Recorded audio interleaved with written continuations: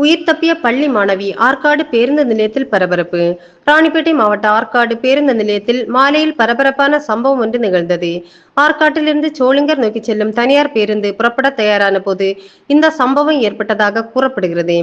பேருந்தின் ஓட்டுநர் கவனக்குறைவாக வாகனத்தை இயக்கியதாக கூறப்படும் நிலையில் பேருந்து நிலையத்தில் தடுப்பு சுவரின் ஓரத்தில் நின்றிருந்த 13 வயது பள்ளி மாணவி பேருந்தின் அருகே சிக்கிக்கொள்ளும் அபாயம் ஏற்பட்டது. அதிர்ஷ்டவசமாக மாணவி மயிரிழையில் உயிர் தப்பினார். இந்த சம்பவம் அங்கிருந்த பயணிகள் மற்றும் பொதுமக்கள் மத்தியில் பெரும் அதிர்ச்சியையும் பதற்றத்தையும் ஏற்படுத்தியது. தகவல் அறிந்தவர்கள் உடனடியாக மாணவியை பாதுகாப்பான இடத்திற்கு அழைத்துச் சென்றனர்.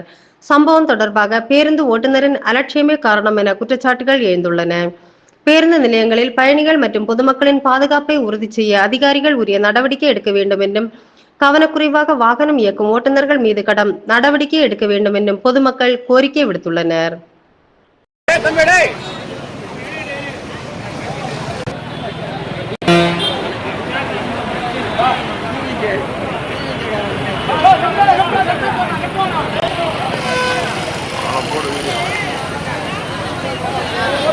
தலைவரா